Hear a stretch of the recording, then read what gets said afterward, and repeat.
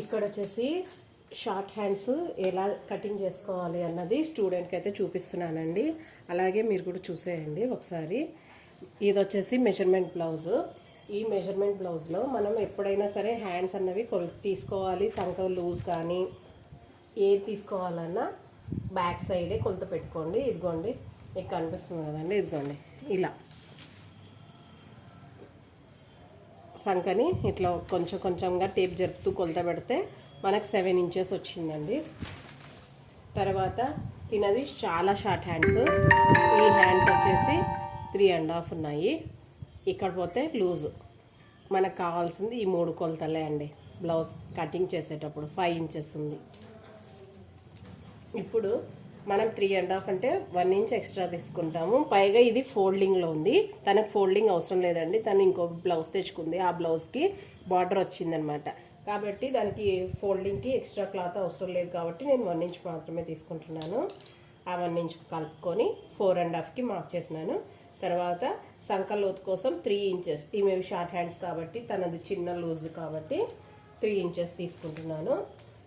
ఇక్కడ వచ్చేసి మనం సంక యొక్క లూజు 7 ఇంచెస్కి ఒకటి మార్క్ చేసుకుంటాము. తర్వాత ఎక్స్ట్రా క్లాత్ కోసం 2 ఇంచెస్ అన్నది పెడుతున్నాం. కింద లూజ్ వచ్చేసి 5 ఇంచెస్ అండి. టోటల్గా ఈ మార్క్స్ని మొత్తం మార్క్ చేసుకున్న తర్వాత స్కేల్తో అయితే మార్క్ చేసేస్తున్నానండి ఈ విధంగా.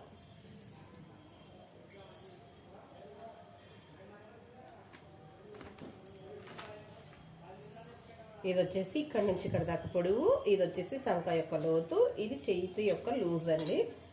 ఇక్కడ మనం 7 ఇంచెస్కి పై నుంచి ఇక్కడి దాకా 7 ఇంచెస్కి మార్క్ చేసేసుకొని ఇక్కడికైతే ఒక లైన్ డ్రా చేసేసుకోవాలి. ఈ విధంగా మార్క్ చేసిన తర్వాత ఇక్కడ నుంచి ఇక్కడికి 2 ఇంచెస్ అండి. అలాగే ఈ సంక లూజ్ దగ్గర నుంచి కూడా 2 ఇంచెస్. ఈ రెండింటిని ఇలా కలుపుకోవాలి. ఇక్కడ వచ్చేసి 2 ఇంచెస్కి మార్క్ చేసి ఇక్కడ నుంచి ఇక్కడికి సంకలోకి ఇట్లా మార్క్స్ చిన్నగా పెట్టుకొని తర్వాత కలిపేసుకోవటండి. ఈ విధంగా కలుపుకున్నట్లయితే మనకు పర్ఫెక్ట్గా షేప్ వస్తుంది. ఇక్కడ నుంచి లోతు తీసుకోవాలి అంటే ఈ విధంగా మార్క్ చేసుకోవాలి.